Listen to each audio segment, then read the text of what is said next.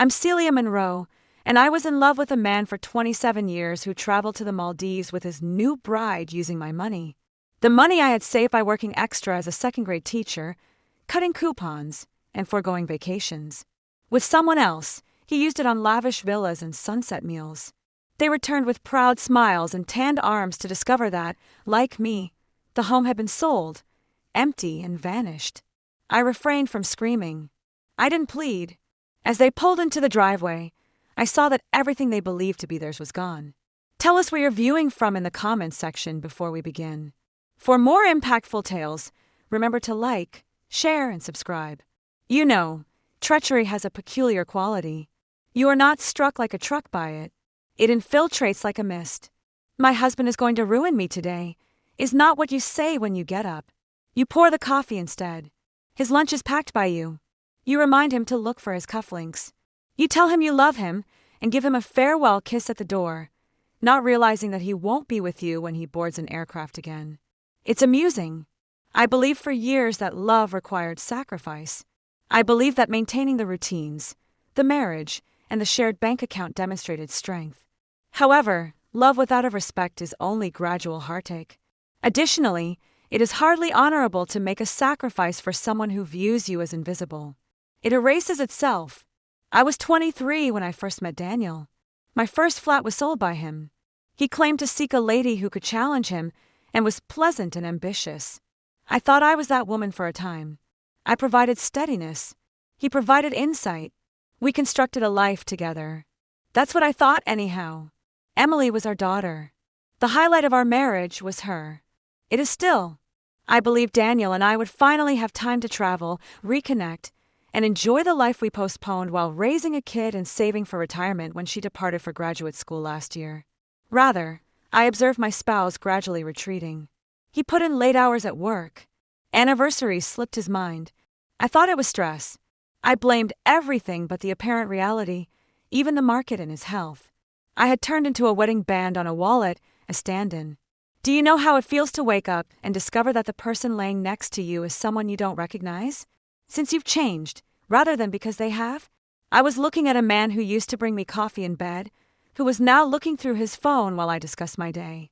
I am not sharing this with you out of sympathy. I'm not looking for pity. I want you to grasp a very basic idea.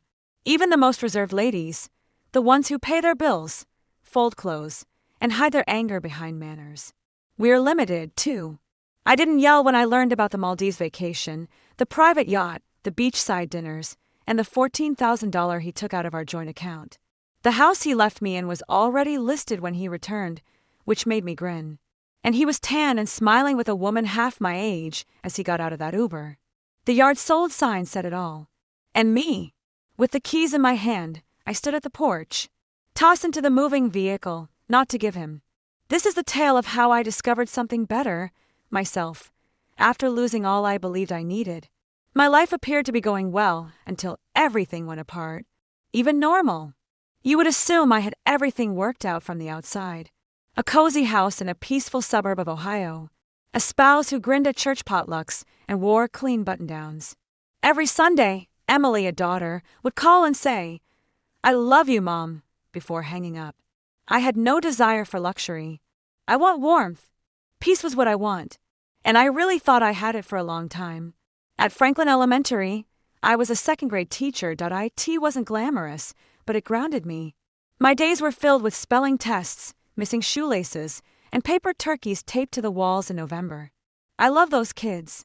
I knew which ones were shy, which ones needed extra hugs, and which ones never brought lunch because no one packed it for them. After work, I'd swing by the grocery store, usually clipping coupons out of habit more than necessity.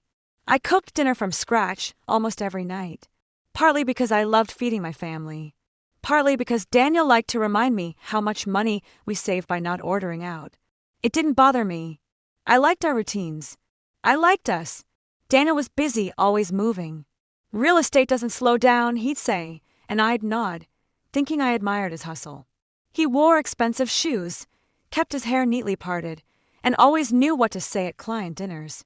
When people asked how long we'd been married, he'd squeeze my hand and joke, "Too long for her to back out now." We had that kind of banter. At least I thought we did. On weekends, we cleaned the garage or sat on the porch. Emily had just moved out for grad school in Boston, and the house felt a little emptier, but I believe that was normal. I'd see her photos on Instagram, her dorm, her lab, her new friends, and feel proud. A chapter had closed, but another was beginning. I had dreams, too. Quiet ones. I'd saved for years, quietly stashing money away from birthday checks, holiday gifts, and a side tutoring job I never talked about. It was our savings officially, but I knew it was mostly mine. I didn't mind. I imagined us using it one day, a trip to Maine in the fall, or maybe Italy if we got brave.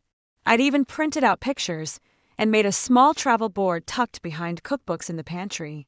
I never showed Daniel. I wanted it to be a surprise. I thought we'd grow old together. I imagined us reading on the porch, Daniel with his whiskey and me with a blanket and tea. I pictured grandkids, one day chasing fireflies in the backyard. It wasn't a fantasy. It was a plan. Our neighbors, the Bennetts, once said we were one of the solid couples. I remember blushing at that. Solid, safe, steady. I liked the sound of that. But now looking back, I realize how much of that life was built on silence. Not lies exactly, just things never said. I never told Daniel how alone I felt when he came home late without a word. I never told him how much I hated the way he'd interrupt me in front of others, like I was a child. I never asked why he changed his phone password. I didn't want to start a fight. I didn't want to be dramatic. I'd tell myself, he's stressed. He's tired. He loves me. He's just not good at showing it. I folded that doubt like laundry, tucking it neatly into drawers. That's what women do, right? We make space. We soften our voices. We say it's fine, even when it's not. Looking back, I can still smell the lavender oil I used to rub on my wrists before bed, hoping it would calm the tight feeling in my chest I couldn't quite explain. I thought I was just getting older. Maybe it was menopause. Maybe I needed to exercise more. The truth was simpler and far more painful. The truth was I was disappearing, and I didn't even notice. Because in the life I had built, in the marriage I thought was solid, I'd forgotten to save a place for myself. I gave everything.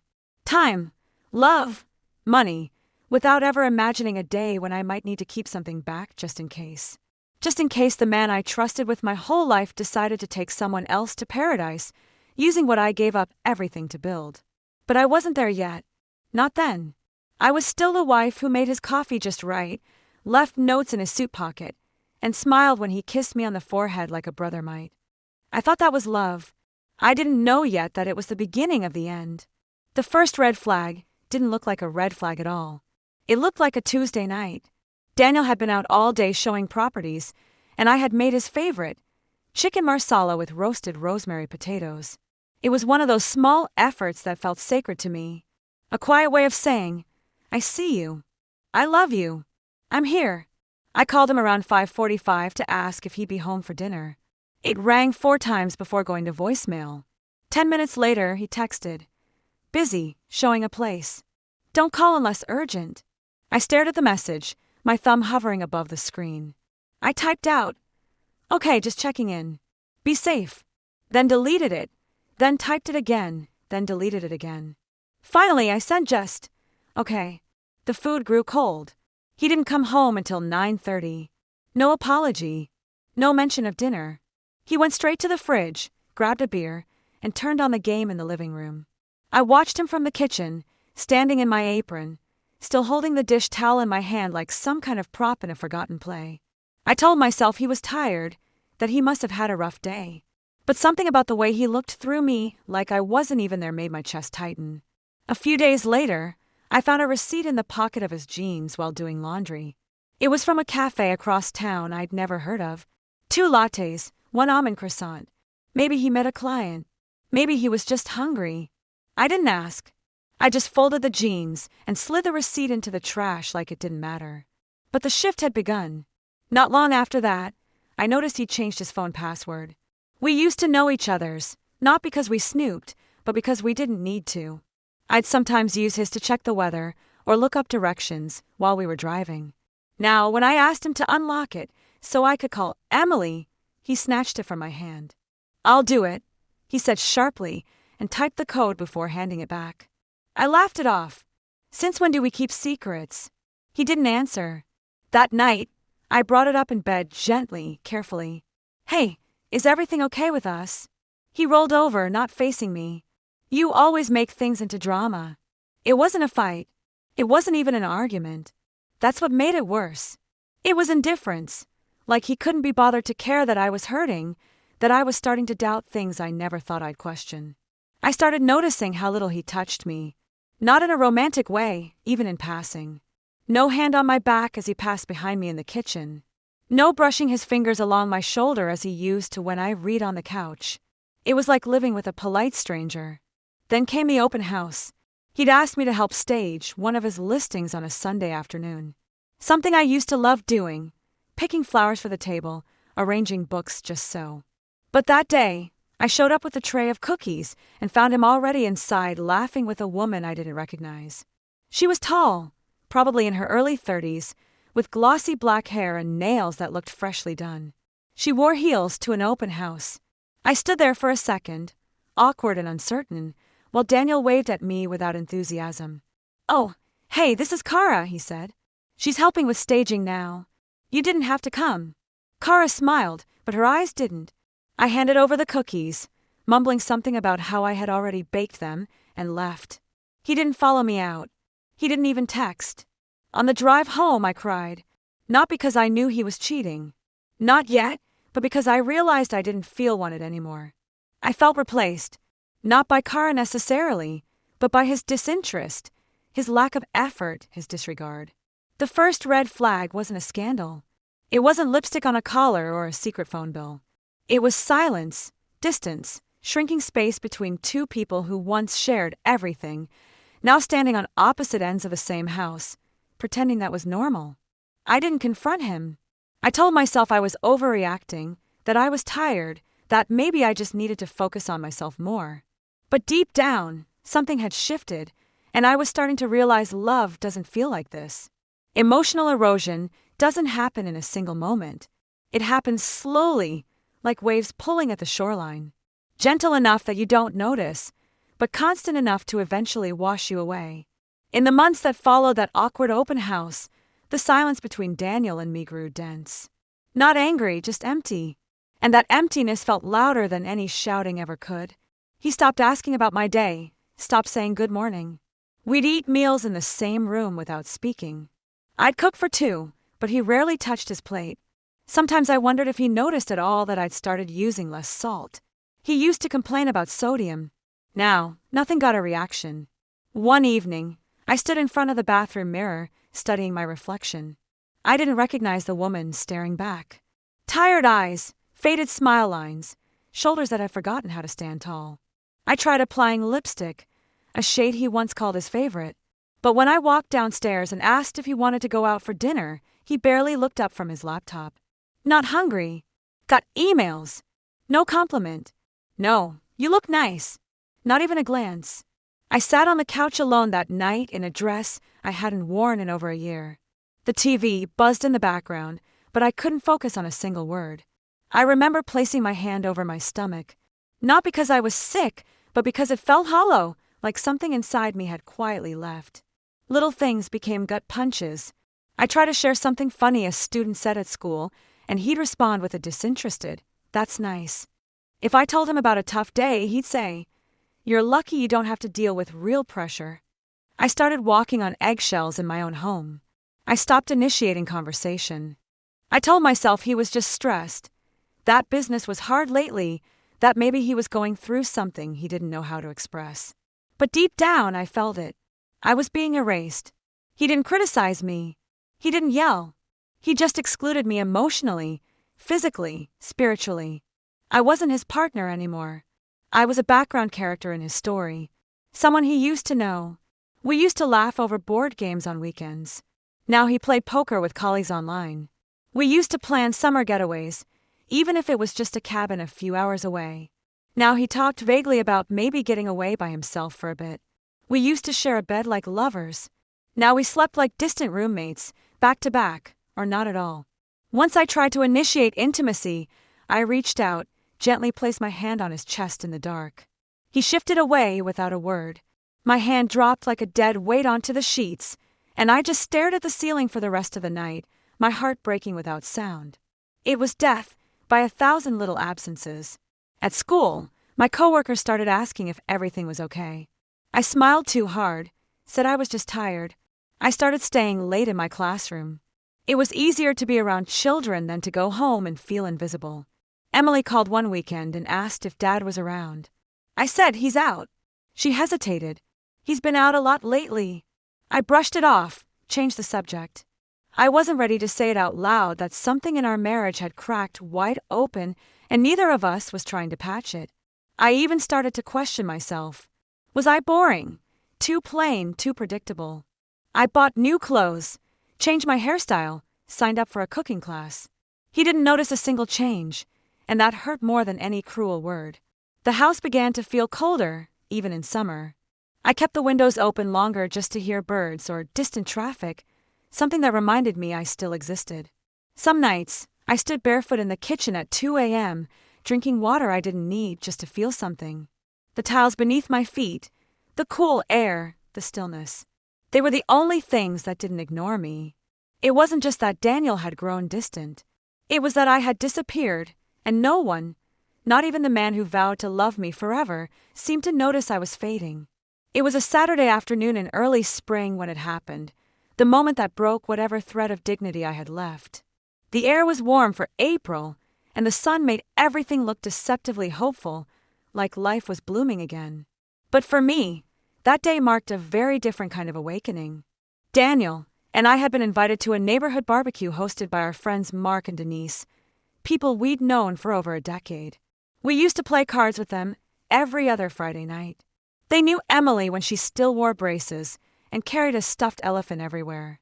I hadn't seen them in a while, and I almost declined the invitation, but Daniel insisted we should go for appearances, he said. That phrase felt like a slap. I remember standing in front of the mirror that morning, taking extra time with my hair.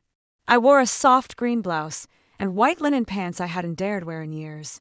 I told myself it was just a gathering, but secretly I hoped he'd notice, that he'd look at me and remember who I was, who we were. He didn't. He barely looked at me. The moment we arrived, he drifted off with a group of men by the grill. I stayed near the women, sipping iced tea, nodding along to stories about vacations and remodeling projects. Denise came over and gave me a warm hug. "You look lovely, Celia," she said. "So good to see you two together. You've been so quiet lately." I smiled. "Too big. Just busy," I said. "You know how life gets." About an hour in, someone brought out a few bottles of wine. Laughter floated through the backyard. Daniel was on his second beer, leaning back in a lawn chair, surrounded by people. Kara was there, too. I hadn't realized at first. She blended into the crowd, but once I saw her standing next to him, laughing at something he said, I couldn't unsee it. She was wearing a sundress that barely touched her knees, sunglasses pushed back into her shiny black hair, and wedge heels that made her tower. She looked like she belonged on the cover of a beach magazine, not in the backyard of a Midwestern barbecue. I was pouring a glass of lemonade when I heard my name. Daniel's voice, loud and unmistakable, followed by a wave of chuckles. "Celia used to burn pasta," he was saying, "for years straight. I thought we were going to die of undercooked noodles." Everyone laughed, including Kara. She even bought this Cooking for Beginners book and kept it under her pillow like it was the Bible, he continued. I stood there frozen. My hand clenched the lemonade pitcher until I thought the glass might shatter. He knew I hated that story. He knew it embarrassed me. I had told him in confidence years ago how hard I tried to learn to cook when we were first married. How I wanted to impress him.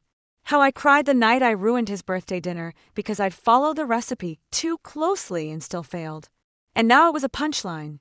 My effort, my vulnerability, my memory reduced to entertainment. I didn't storm out. I didn't cry. I walked over calmly, placed the lemonade on the table, and said, loud enough for those around him to hear, "At least I never forgot your birthday." The laughter stopped. Kara looked confused. Daniel's smile faltered. I held his gaze for a moment. He looked at me like I was a stranger who had just told him an inconvenient truth. I turned and walked away. In the car, he didn't speak. Neither did I. The silence was heavy. But this time, it wasn't suffocating. It was clarifying. That night, I lay in bed and realized I'd felt more seen by strangers at that party than by the man who promised to love me forever. Not because they valued me, but because they witnessed what he no longer tried to hide. His disrespect, his contempt, his casual cruelty. I understood something important that night. It wasn't just that he didn't love me anymore. It was that he didn't respect me. And without respect, love is meaningless. That humiliation didn't destroy me. It woke me up. It was the moment I stopped trying to win him back and started remembering who I was before I forgot myself trying to keep him. 2 weeks after the barbecue, I found a folded note on the kitchen counter. Not a letter, not even a full sheet of paper, just a yellow sticky note, the kind I used to leave on Emily's lunchbox in 2nd grade. Celia, I'm going to stay at Cara's for a while. I think we both need space. Daniel. That was it. No, I love you. No explanation, no conversation, just a half-scribbled sentence left beside an empty coffee mug and a trail of muddy footprints on the tile floor.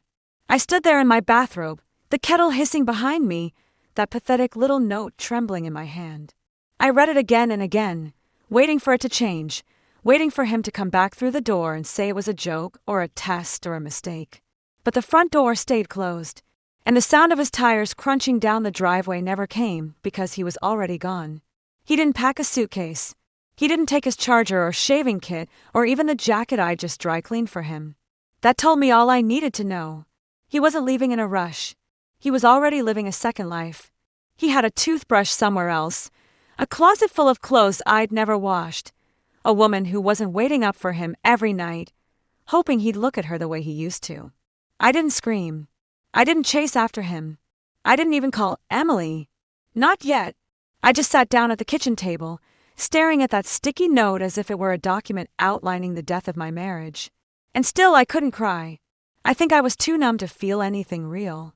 It wasn't until later when I walked into our bedroom and saw the unmade bed, the socks he'd always kicked off at the foot, the cologne he never wore anymore, that the tears came quietly without warning.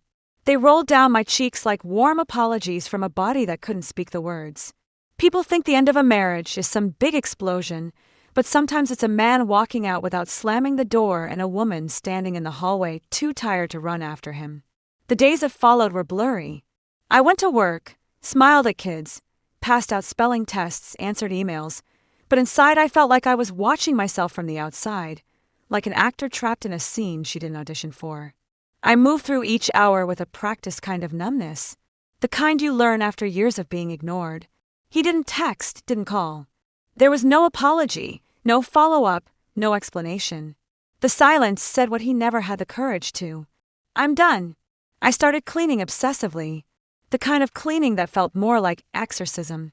I scrubbed baseboards, emptied drawers, donated boxes of his old clothes, rearranged furniture. Not because it made me feel better, but because it was the only thing I could control. The only way I could mark that he was truly gone. And everyone assumed I was done, too. Neighbors waved politely, but didn't ask questions. Friends sent casual, thinking of you, texts that I didn't have the energy to answer. Even Emily sensed something was wrong, but didn't press. She was busy. She was far away. And I couldn't bear to say, "Your father left." Not yet. Some nights I sat in the living room alone, the TV on but muted, flipping through wedding albums. I stared at the photos like I was studying strangers. There was Daniel, eyes crinkled in a smile, holding my hand. There I was in lace and pearls, looking up at him like he was my whole future. I wanted to shake that version of me and whisper, "He won't stay. You won't recognize him when he leaves." But other nights, fewer but stronger, I sat outside on the porch and listened to the crickets. Just sat. Just was. And something inside me would whisper, "You're not done yet. Not even close." I hadn't left him. He left me. But in doing so, he forced something open. He forced me to see just how little of myself was left in this house, in this life we built. And as painful as that was, it made one thing crystal clear. I had nothing left to lose and everything to rebuild. Everyone thought I was broken, quiet, defeated. But I wasn't. I was rearranging, reconstructing, silently standing up from the rubble of my own life. And while he thought I was sitting in that house, waiting for him, I was already imagining what it would feel like to let it all go. Rock bottom didn't feel like a crash. It felt like a slow, silent descent, a quiet drowning in my own home. It had been nearly a month since Daniel left, and still no call, no text, no "are you okay?" No "let's talk." He vanished from my life like I was a forgotten appointment in his calendar. Something once necessary, now irrelevant. Each morning, I woke up to silence. Not the peaceful kind, but the kind that buzzed in your ears like a warning. I would shuffle through the house barefoot, touching things that used to feel familiar. The coffee pot, the chipped mug he always used, the recliner where he used to fall asleep during baseball games. Everything was still there, but the life had been drained from it, like furniture abandoned in a staged photo. I stopped eating regular meals. I'd nibble on crackers or make toast and forget about it halfway through. My stomach didn't rumble anymore. It just felt heavy, like it was full of stones. Some days I couldn't bring myself to shower.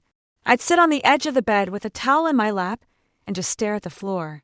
Not crying, not thinking, just still, paralyzed by a pain I couldn't explain to anyone.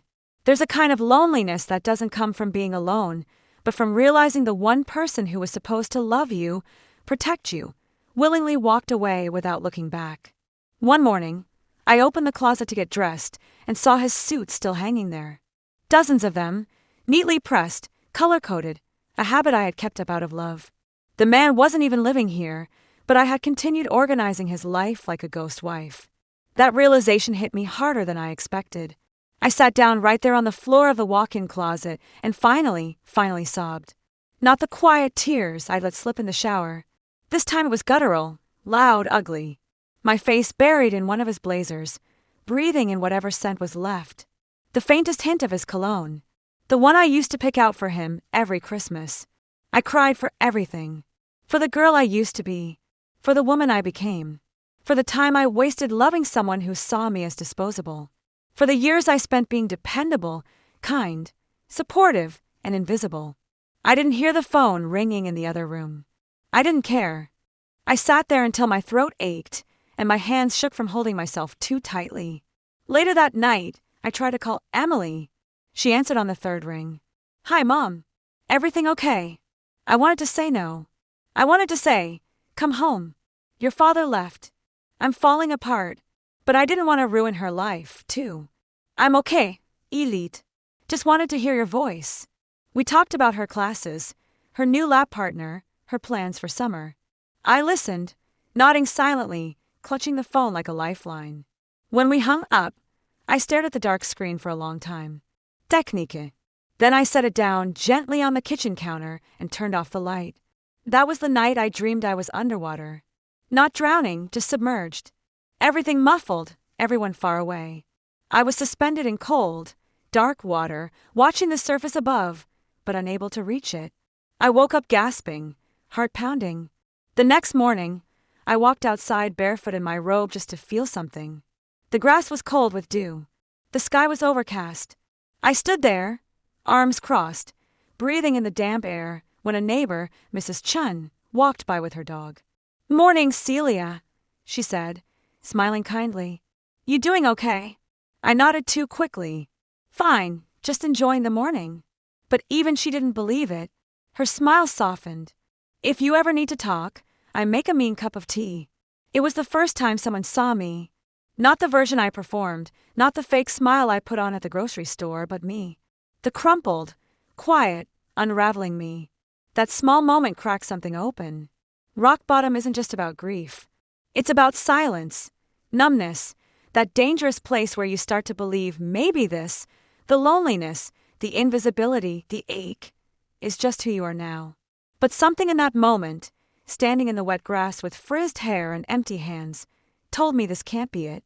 There had to be more. I didn't feel strong yet. I didn't have a plan, but I knew, deep in the bones that had carried me through everything, that if I could feel pain this deeply, I could feel other things again too. Hope, power, purpose. I just didn't know yet how close I was to discovering it.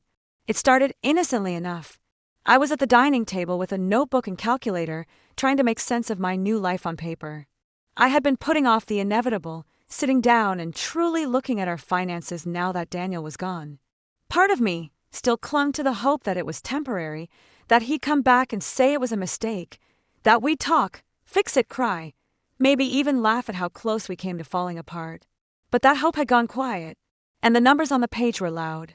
I opened the drawer where we kept our financial documents, bank statements, mortgage info, tax returns. I found the manila folder labeled Savings and Investments, with my handwriting still on the tab. Neat and hopeful from a time I still believed we were saving together. As I sifted through printouts, something caught my eye. A recent transaction from an account I didn't recognize. A withdrawal of $14,870 from what appeared to be a travel agency. I frowned. It wasn't our usual credit card. It was from a linked account I hadn't looked at in months. An old joint savings we'd opened when Emily was born. It was supposed to be emergency only, and we'd promised never to touch it without discussing it together. I logged into the account online. It had been drained almost completely. Transaction after transaction showed up in the past 3 weeks. Resort bookings, international flights, restaurant charges, and places I'd never heard of. I clicked on the largest charge and my breath caught. Vela Private Island, Maldives. I blinked at the screen, then clicked again just to be sure. And there it was, a week-long stay at a luxury resort I had once circled in a travel magazine, dreaming about going with Daniel after retirement. I felt the blood drain from my face. My fingers went cold. My vision blurred as I scrolled. Spa packages, yacht rentals, candlelit beach dinners, charges for 2 guests. 2. I wasn't one of them. That account wasn't filled with his commissions or Kara's designer purse money. That account had been built on my sacrifices, the overtime I'd worked, the school supplies I'd paid for out of pocket without ever asking for reimbursement, the summer camps I declined so we could save just a little more. That money was mine. Ours technically, but mine in soul. And now it had paid for them. I stared at the screen for what felt like hours, unmoving. Then I opened Facebook. Something in me, a buried instinct, needed confirmation. Kara had an open profile. She never changed her settings. I clicked. There they were. Photos perfectly lit from a resort that looked exactly like the one in the transaction. Daniel with his arms around her on a boat. Kara holding a cocktail against a turquoise horizon. A short video of them clinking glasses at dinner with the caption, "Nothing heals the soul like the ocean and love." A red heart emoji, dozens of likes. I didn't cry, I laughed. One of those sharp, disbelieving, bitter laughs that bursts out when the pain is too big to process. So this was it. The end of my marriage wasn't marked by a signed divorce paper or a screaming match. It was this, a romantic beach getaway paid for by a woman he discarded like a coat that had gone out of style. I leaned back in the chair, my hand still shaking, and felt something shift inside me. This wasn't heartbreak anymore. It was insult. It was theft. It was betrayal, so deep it pierced through decades of history, memories, and motherhood. And for the first time since he left, I wasn't paralyzed. I was awake. The illusion had shattered. The lies were exposed. I wasn't confused anymore. I wasn't wondering if I had done something wrong, or if I hadn't tried hard enough, or if I'd missed a chance to save us. I saw clearly now. He hadn't just left me. He used me. And now I was done pretending to be the quiet, forgiving woman who made it easy for him. I closed the laptop. I stacked the documents. I took a deep breath. He thought he left me in that house, lost and broken. He had no idea I had just found everything I needed to begin again. The day after I discovered Daniel's betrayal, the photos, the stolen savings, the exotic vacation that had been my dream, funded by my sacrifices, I didn't collapse. I didn't scream, cry, or crumble into 1,000 pieces like a woman in a movie. I woke up, not in the dramatic cinematic sense. There was no thunderclap moment, no slow pan to my face with swelling background music, just a quiet click inside me, like a switch being turned for the first time in years. I got out of bed at 6 o'clock in the morning, the same time I always had. I brushed my teeth. I pulled my hair back. And then I did something I hadn't done in weeks. I looked in the mirror and held my own gaze. I stood there silent, studying my face like I hadn't seen it in years. The fine lines, the tired eyes, the softness around my jaw that didn't used to be there. I didn't hate any of it. I didn't wish to be younger or prettier or sharper. I just saw myself clearly, fully. I was still here, still standing, still me. And that realization changed everything. I went into the kitchen and brewed a cup of coffee. Not for anyone else, not as part of a routine, not to serve someone else's day, but for me. I drank it slowly by the window, wrapped in a blanket, watching the sun rise through the trees behind our backyard. The same trees I'd watered and trimmed and talked to when no one else was listening. That morning, I opened my laptop, not to check social media, not to look at Daniel's trail of humiliations, but to look at my bank accounts to see what I still had, what I could build from. What parts of my life hadn't been stolen, only sleeping. I started making a list. What do I want? Not what do I need? Not what would be smart or safe or predictable. What do I want? I wrote, peace, independence, a life that doesn't revolve around anyone else's shadow. A cabin by the mountains, maybe. To feel powerful when I walk into a room, to never silence my voice again for the sake of someone else's comfort. It wasn't some grand declaration. It was a whisper, but a strong one, the kind that doesn't ask permission. The kind that grows louder with time. I remembered a moment years ago when Emily was 6. She had been scared to go on stage for her school play. She was crying backstage, clinging to my skirt, saying, "What if I mess up?" I knelt down and said, "Then you mess up. But you go out there anyway, because brave isn't perfect. Brave is trying when you're scared." That memory hit me like a message from my own past self. It's okay to be scared, but do it anyway. So I got dressed. I didn't reach for the usual oversized sweater or the loose jeans I wore to feel invisible. I pulled out a navy blue blouse I hadn't worn since Emily's college tour. The one that made me feel like I had somewhere to be. I put on earrings, real ones, lipstick too. Then I walked into the guest room, the one Daniel never bothered to clear out, and sat at the desk. I opened my old laptop, the one I used to use for tutoring sessions. I searched for divorce attorneys near me, then how to sell a house after separation, then solo travel destinations for women over 50. I wasn't making a statement. I was building a map. That evening, I went for a walk, just around the block. The same houses, the same mailboxes, the same neighbors. But everything felt different, because I was different. I wasn't the woman who waited anymore. I wasn't the one refreshing my inbox, hoping for an apology. I wasn't mourning someone who had chosen someone else and expected me to stay frozen in grief while he lived freely. No, I was thawing. I was stretching. I was rising. Somewhere deep inside me, the woman I used to be, the one with sharp instincts and a loud laugh and dreams of Italy, had heard my cry.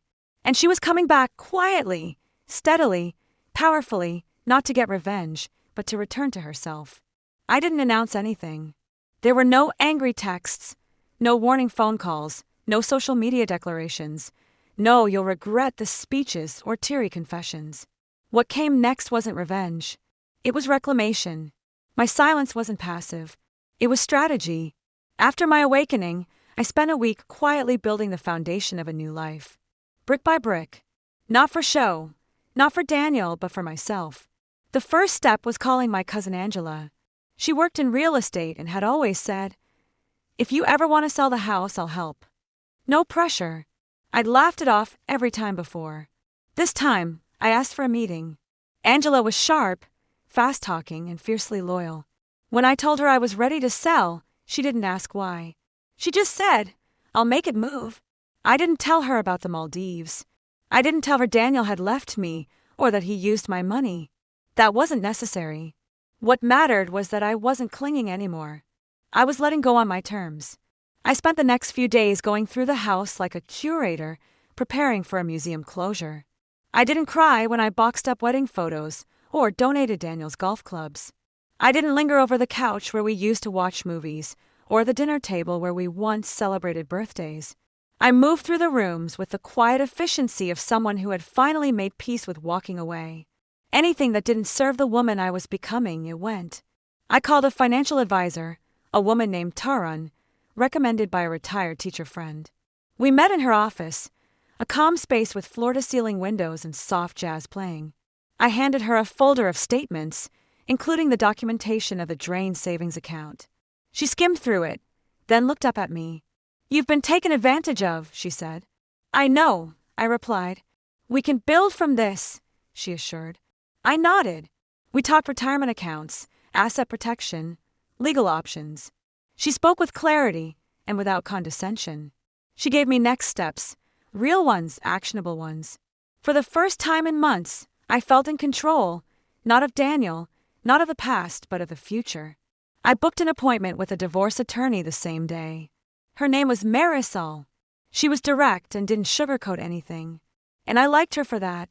She listened to my story without flinching. When I told her about the stolen savings, she didn't hesitate. He used marital assets for a personal affair, she said. We'll recover what we can. I asked if I could do all of this quietly. No drawn-out battles. No drama, just what was legally mine and the freedom to leave with it. She smiled. You want clean and swift? She asked. You got it, she confirmed. Back at home, I began packing my life into 2 categories, keep and release. Not just physical items, but emotional anchors. Guilt, release. Blame, release. The constant need to explain myself, release. In the garage, I found a dusty journal from the year Emily started high school. Flipping through it, I saw entries written by a woman still fighting to matter in her own home. A woman who stayed up all night planning birthday surprises for a man who barely remembered the date. I closed the journal, not out of pain, but closure. That version of me deserved better. I whispered, "Thank you," and placed it in the release box. At night, I made lists. Not to-dos, but possibilities. Places I could move, things I wanted to learn, books I never read, skills I shelved for years. I kept it taped to the fridge, and every morning, I'd read one line aloud, like a promise to myself. Daniel never called, not once. Maybe he thought I was quietly suffering, lost in the ruins he left behind. Maybe he assumed I was frozen in grief, too meek to act. I didn't care what he thought, because while he was lounging on beaches and sipping overpriced cocktails, I was preparing for something he would never see coming. A woman no longer waiting. A woman who didn't raise her voice. She raised the stakes. My setup wasn't loud. It wasn't cruel. It was silent, deliberate, and powerful. Because true transformation doesn't beg to be noticed. It just gets to work. It was subtle at first, like the hush before a storm. The kind of shift you don't see until it's already taken root. The moment when silence stops meaning weakness and starts meaning control. I didn't tell Daniel I'd listed the house. I didn't tell him I'd hired a divorce attorney, or that I had begun the legal process to separate assets, or that I'd frozen what remained of our accounts. What he didn't know was that every time he failed to check in, every time he assumed I'd just sit in that house waiting for him like some abandoned relic, he gave me more power and I used it. While he lounged under the Maldivian sun with Kara, posting filtered pictures of their beachfront dinners and matching linen outfits, I was finalizing paperwork with Angela, the realtor. We agreed to a quiet, expedited listing. No open houses, only vetted buyers. The market was hot. It sold in 6 days. I stood in the backyard the day the final offer came in. Hands tucked into the sleeves of my cardigan, watching wind roll through the maple trees, the same trees Daniel used to hang Christmas lights from. The same yard where Emily learned to ride a bike. I expected to feel sadness. Instead, I felt space, a clearing. That house didn't feel like mine anymore. It hadn't in a long time.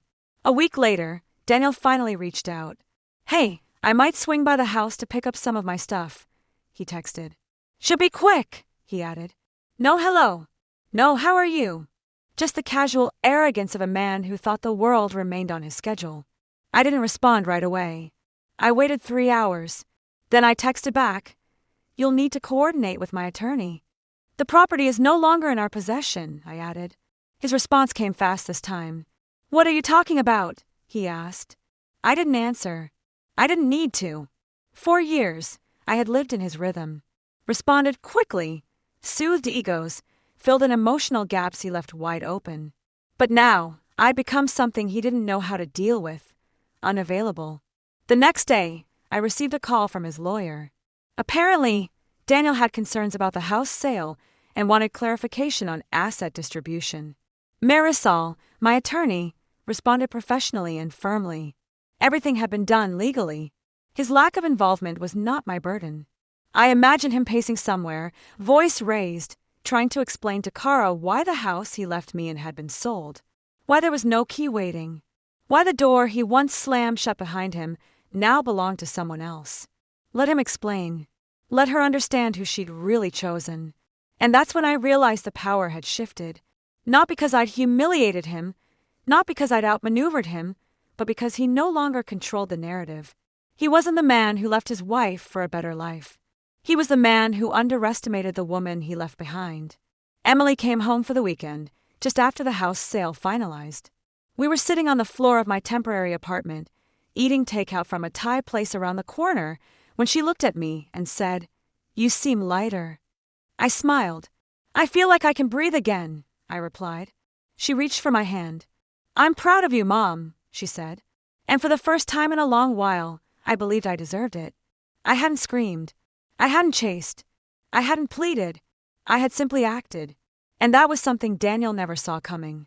He had mistaken my silence for surrender, my stillness for fragility.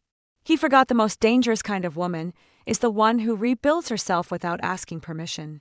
The people who once pitied me, neighbors, coworkers, even family, started to look at me differently. Not as the one who got left, but as someone who chose not to stay stuck. I had gone quiet, not because I was weak, but because I was watching, planning, becoming. And by the time Daniel realized the ground beneath him was shifting, I had already walked away from the rubble, head high, hands clean and free. The day Daniel came back was overcast, the kind of sky that sits low and heavy, full of things it hasn't decided whether to release. I was standing in the driveway of what had once been our house, now stripped of its soul, packed up and ready for its new owners. The sold sign stood tall on the lawn, like punctuation at the end of a sentence. I didn't expect him to show up that afternoon. The sale was done. The movers were already on their way. The keys had been transferred. I had nothing left to say. And apparently, that was the exact moment he decided to come around. His black Lexus pulled into the driveway, like he still belonged there. Like the past 6 months hadn't happened, like the Maldives, Cara, and that yellow sticky note had been figments of my imagination. When he stepped out of the car, he looked different, slightly thinner, a few more grays in his beard. He wore a leather jacket I didn't recognize and mirrored sunglasses, which he took off the moment he saw me standing by the garage, clipboard in hand. "Celia," he said, his voice casual, confused. "What's going on?" he asked. "Why is there a moving truck here?" he added. I didn't answer right away. I wanted to take him in, really see him. This man who once knew how I took my coffee, who once promised to love me in sickness and in health, who used my savings to romance a woman I'd never met and who didn't think I'd ever fight back. He looked around the yard, like he was the one who had been betrayed. "You sold the house?" he asked. "I did," I said, calm and firm. "2 weeks ago," I added. "Closed yesterday," I concluded. "You sold it without even telling me, without needing to," he said. I replied. My attorney handled the filings. "Yours was CC'd," I added. He blinked. "I didn't check my email," he said. "That's not my responsibility anymore," I replied. There was no drama in my voice, no bite, just clarity. And for him, that was far more jarring than a slap across the face. He took a step closer. "You can't just do that," he said. "This was our house," he insisted. I shook my head. "No, Daniel," I said. "You gave up your right to call it ours when you walked out without a conversation, without a plan, and without a shred of decency," I explained. He opened his mouth to speak, but I didn't let him. For once, I didn't give him space to spin a story. "You left a note," I said. "A note, Daniel," I repeated. "After 27 years, that's how you ended things," I stated. "And while you were drinking cocktails with Cara on a beach I once dreamed of visiting with you, I was sitting in that kitchen, wondering how I'd become so small in a life I helped build." I continued. "I didn't think you'd," he started. "No, you didn't," I cut in. "You didn't think I'd move on," I said. "You didn't think I'd be capable of letting you go," I added. "You thought I'd just sit here waiting, devastated, maybe broken, until you decided what version of me suited your life again," I concluded. He looked at the moving truck, then back at me, finally starting to understand. "I never meant to hurt you," he said quietly. "But you did," I replied. "And now you're surprised I did something about it," I added. He took another step forward, softer this time.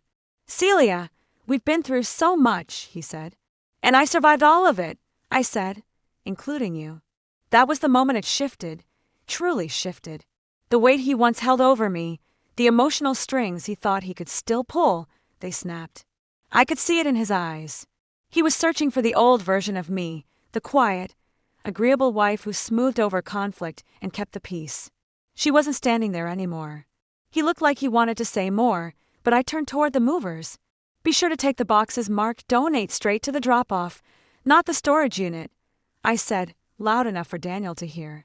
He lingered for a second longer, then finally asked, "Where will you go?" I met his eyes. "Anywhere I want," I replied. I didn't know him answers. I didn't know him closure. What I gave him that day wasn't confrontation. It was a mirror. And for the first time in a long while, he had to face what he'd done, what he'd lost. I walked away without looking back, because the most powerful thing I could say was nothing at all. And sometimes, silence is the loudest truth there is. 2 weeks after the confrontation, I received a letter in the mail from Marisol, my attorney. It was crisp, neatly folded, and stamped with the words, "Time-sensitive legal documents enclosed." I opened it slowly, half expecting just another update on paperwork. But what I found inside was the final unraveling of Daniel's carefully maintained facade. Along with the official divorce filings and property transfer records, there was an enclosed letter from the bank. Confirmation that legal action had been approved to reclaim misappropriated marital funds, specifically the nearly $15,000 Daniel had withdrawn from our joint savings account. The one he used to whisk Kara off to the Maldives. Marisol had been working behind the scenes while I quietly sold the house and split the rest of our assets. She had filed a claim based on a clause in Ohio marital law, intentional misuse of shared funds for personal affairs, and it had stuck. The letter stated that the funds had been frozen in his personal account, and restitution would be issued directly to me within 30 days. I stared at it for a full minute, not out of shock, but satisfaction. Not because I needed the money anymore, but because I wanted accountability. That money represented more than just stolen dollars. It was time, trust. It was every sacrifice I'd made while clipping coupons instead of taking trips, saying no to new clothes so we could put more toward retirement, teaching summer school while he worked at business lunches. He had taken all of it and spent it on her. Now it was mine again. That evening, I made tea and sat by the window with the letter in my lap. Outside, the wind rolled through the trees. For the first time in months, I felt like I could exhale completely. The money wouldn't erase the betrayal. Nothing could, but this was justice. Quiet, firm, and poetic. I didn't reach out to Daniel. I didn't have to. News like this travels fast, especially when lawyers are involved. But I did hear from someone else. It started with a voicemail. "Hi, Celia, it's Kara," she said. "I don't know if you'll even listen to this, but I thought you should know," she continued. "I didn't know about the account," she explained. "I didn't know that money wasn't his," she added. "He said it was a business bonus," she claimed. "I'm so sorry," she said. "I didn't mean to," she added. "I just didn't know," she concluded. I deleted the message. The next day, Daniel called. I didn't answer. Then he texted, "We need to talk." "Please," he added. "It's important," he insisted. I didn't respond. That night, a long email arrived in my inbox. 5 paragraphs, apologies, excuses, nostalgia, a poor man's attempt at redemption. "I never meant to hurt you," he wrote. "I was confused," he claimed. "Things with Kara aren't working out," he admitted. "Maybe we rushed into it," he added. I read it once, then again. Then, without a word, I hit delete. This was my justice. Not the legal win, though that mattered. Not the money, though it had weight. My justice was in knowing he had finally come to understand what he lost. He lost the woman who carried him through every lean season, who held a family together when he was too proud to admit mistakes, who sacrificed her own dreams so he could build his. And now he had no wife, no house, no money he could touch. Kara left him shortly after. Mutual friends confirmed it. She moved back to her hometown in Indiana, apparently told people he wasn't who she thought he was. I almost felt bad for her. Almost. Daniel now lives in a small apartment above a vape shop on the edge of town. No lawn, no porch swing, just fluorescent lights and cheap blinds. And me, I'm living proof that a woman can be destroyed and rebuild herself from the ground up, stronger than before. Not with rage, Not with revenge, but with resolve. My final justice wasn't that Daniel lost. It was that I won, on my own, without begging, without breaking, and without ever lowering myself to his level. I took back what was mine. And more importantly, I took back me. About a month after the funds were returned and the divorce paperwork had been finalized, I received a call I wasn't expecting. It was from Emily. "Hey, Mom," she said. "I was thinking, would it be okay if I came home for the weekend?" she asked. Her voice was casual, but I could sense something deeper, something unspoken. I hadn't seen her since the house was sold. She'd visited during the packing, helped me tape up old boxes of childhood trophies and yearbooks, but she hadn't yet visited the small cottage I was renting on the edge of town. My new beginning. "Of course," I said. "I'd love that," I added. She arrived on a Friday evening with an overnight bag and a small bouquet of flowers. Sunflowers, my favorite. The moment I opened the door, she pulled me into a long hug, tighter than usual, like she didn't want to let go. "Nice place," she said as she stepped in. "It feels calm," she added. "It is," I said. "It's not big, but it's mine," I explained. We spent the evening cooking together in the tiny kitchen. I let her chop vegetables while I stirred the pot on the stove. We fell into the rhythm we always had. Effortless, natural, comforting. We laughed more than we talked about anything serious until we sat down to eat. That's when she looked at me, really looked at me, and said, "Dad called me." I put my fork down slowly. He said he's sorry, that he messed up, that he didn't realize how much damage he'd done until it was too late, she explained. I didn't respond right away. I just nodded, letting the words hang in the air. "He asked if I thought you'd ever want to talk," she added quietly. I told him I didn't know, she said. There was no malice in her voice, no agenda. She was just caught in the middle, the daughter of two people whose love story had turned into a cautionary tale. "I don't hate him," I said after a long pause. "But I don't need anything from him either," I added. Emily nodded. "I figured," she said. But I told him I'd pass it on. After dinner, we curled up on the couch with mugs of tea and an old movie playing softly in the background. She asked about my new job. I'd started tutoring part-time again, and about the book club I'd joined at the library. I told her about the neighbor next door who had a cat that always wandered into my garden. We laughed. We shared stories. But underneath it all, I knew she was watching me, trying to figure out if I was okay. And I was. Later that night, while we were brushing our teeth side by side in the bathroom, she glanced at me in the mirror and said, "You're different." "Different how?" I asked. "I don't know," she said. "Lighter, stronger," she added. "You don't seem afraid anymore," she concluded. I looked at her reflection and smiled. "That's because I'm not," I said. And it was true. The version of me Daniel had left behind was gone. The woman who second-guessed her worth, who measured her value by her husband's attention, who silenced her discomfort for the sake of keeping peace. That woman had been replaced by someone who knew how to stand alone, someone who didn't need to be chosen to feel complete. That weekend, Emily stayed up late with me, talking about her future. She confessed she was thinking about switching her grad focus, that she wanted to move out of Boston. "Maybe closer to home," she said. "Not for me," she insisted, but because she was ready for something different, something quieter. "Wherever you go," I told her, "you'll figure it out.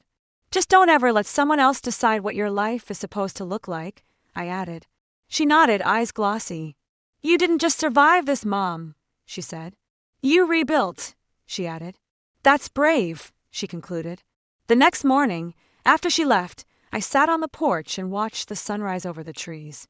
I thought about Daniel, not with anger, not with longing, but with distance. He was part of my story, yes, but he no longer defined it. He had tried to return through Emily. Maybe someday he'd try more directly. But it didn't matter. I didn't need an apology. I didn't need validation. I had peace, real peace, the kind that doesn't come from other people doing the right thing, but from you choosing yourself, even when no one else will. Let him call. Let him regret. I didn't need him back because I had found me. The morning I officially moved into my new home, I woke up before the sun. It was quiet, the kind of quiet that doesn't feel empty, but earned. I stood barefoot on the wooden floor of the little living room, wrapped in an old quilt my mother had stitched when I was a teenager. For the first time in what felt like years, I felt rooted. Not to a house, not to a marriage, not to a title like wife or Mrs. Monroe, but to myself.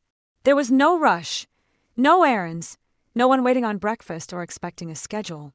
Just me, the soft hum of the morning, and a cup of hot tea warming my hands. I stepped out onto the porch, inhaling the cool air of early spring. The sky was painted in delicate shades of lavender and coral, slowly unraveling the night. In that stillness, I reflected not just on the past year, but the woman I'd become. If someone had told me a year ago that I'd be standing alone in a different home, no Daniel, no shared plans, no shared everything, I would have felt terrified. I spent nearly 3 decades building a life around someone else's needs, routines, and moods.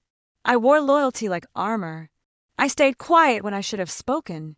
I lowered my volume, my hopes, even my needs, all in the name of keeping peace that wasn't real. I thought strength meant staying. But I know better now. Real strength was found in leaving, even when I didn't have all the answers. Real strength was discovered in moments when I could have begged, but chose instead to breathe deeply and say nothing. In every step I took away from what hurt me, I came closer to who I was meant to be. I used to think I needed closure from Daniel. I thought I needed him to see me, to regret what he did, to recognize what he threw away. But closure didn't come from his guilt. It came from my clarity. Clarity that I had loved fully, that I had given honestly, that I had stayed long past when it was good for me, and that I survived the unraveling. That was enough. I learned to appreciate my own company. I found joy in small rituals, early walks, weekend farmers markets, handwritten letters to Emily, who now called more than ever. I started keeping a gratitude journal, not because I was trying to be someone else, but because I needed to remind myself daily of how far I'd come. And it wasn't just the big things. It was the tiny wins that built my new life. The first time I assembled a bookshelf alone. The moment I stood up to a pushy bank manager and refused to be talked down to. Not flinching when laughing aloud during a comedy act. Recognizing that I could enjoy it without someone at my side. Refusing without feeling guilty. Saying yes without providing a reason. That's healing. I snapped a picture of myself standing on a hiking route close to my new house one day. I had wind in my hair, my cheeks were red from the effort, and I smiled like a lady who had just arrived at a real and metaphorical summit. I wrote just one phrase in it and forwarded it to Emily, getting stronger every step. In a matter of seconds, she said, "I see it, Mom." She went on, "I'm so proud of you." Being by myself used to seem like a punishment. It felt like power now. In my tale, Daniel was no longer the antagonist. All he was a chapter. Yes, it was a long and hard chapter, but it taught me more than any happy moment could. I discovered who I am as a result of his showing me what I am not. I selected a modest purple wildflower that was blooming close to the porch as the light rose higher over the horizon. I grinned and put it into my hair. I still deserve to be beautiful, not for the attention of others, not for pictures, and not for a husband's approval. Even after the storm, I still deserve to be happy. To myself, I muttered as I closed my eyes, "Never again will I forget my own worth."